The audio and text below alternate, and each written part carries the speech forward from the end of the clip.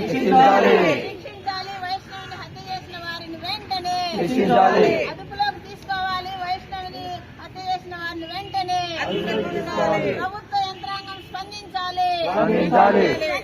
వెంటనే ప్రభుత్వ యంత్రాంగం.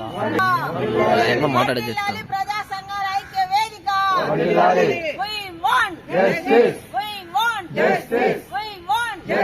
బాలికల రక్షణ కల్పించాలి.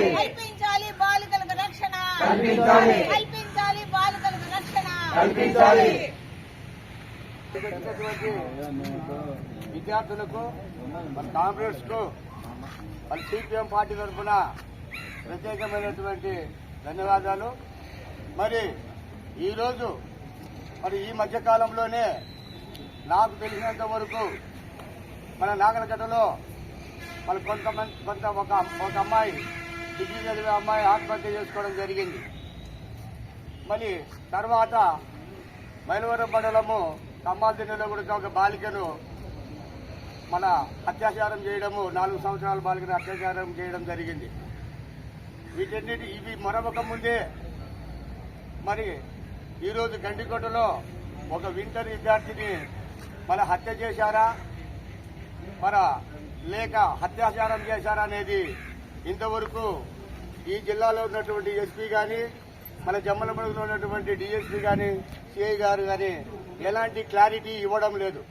మరి హత్యనా అత్యాచారమా ఈ రెండింటిలో ఏదో ఒకటి డిక్లేర్ చేయాల్సిన బాధ్యత ఈ జిల్లా ఎస్పీ గారికి ఎంతైనా ఉంది అని చెప్పి సిపిఎం పార్టీగా మేమైతే చెప్పదలుచుకుంటున్నాం. అంతేకాదు ఈ రాష్ట్రంలో ఎక్కడ చూసినా ఏ మూలన చూసినా మన బాలికలైతేనేమి మహిళలైతేనేమి మరి ఈరోజు 3 సంవత్సరాల బాలిక నుంచి 70 సంవత్సరాల వయసు ఉన్నటువంటి వృద్ధుల వరకు అత్యాచారాలకు గురవుతున్నారనేది ఈ రాష్ట్ర ప్రభుత్వానికి తెలియదా?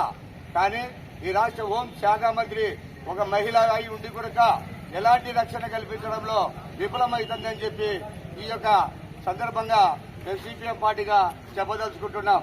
అంతేకాదు మరి ఈ రోజు చూస్తే హోంశాఖ మంత్రి ఇంతవరకు స్పందించలేదు. మన బాలిక అత్యాచారము హత్యనాన్ని నిర్ధారణ చేయడం లేదు. మాకు తెలుసు, చెప్తాము, ఎంక్వైరీ చేస్తున్నాము, ఈ 3 మాటలే చెప్తున్నారు. అట్లా కాదు, ఖచ్చితంగా ఈ రోజు సాయంత్రానికి గాని రేపు ఉదయం 10 గంటలకు గాని హత్యనా అత్యాచారం అనేది చెప్పాల్సిన బాధ్యత ఎంతైనా ఉంది. అంతేకాకుండా ఈ హోంశాఖ మంత్రి గారికి ఈ రాష్ట్ర ప్రభుత్వానికి ఒకటే చెప్పదలుచుకుంటున్నాం. ప్రతి కాలేజీ దగ్గర వచ్చి కానిస్టేబుల్ను అక్కడక్కడ ఒక కనీసం మినిమం కాలేజీలన్నింటిను ఉదయం ఒక పారి సాయంత్రం ఒక పారి ఆడపిల్లలకు రక్షణ కల్పించాల్సిన బాధ్యత హోంశాఖ మంత్రి ఆ విధమైనటువంటి నిర్ణయం తీసుకుంటే మంచిదని చెప్పి మేము ఈ సందర్భంగా తెలియజేస్తున్నాం. అందుకే ముఖ్యంగా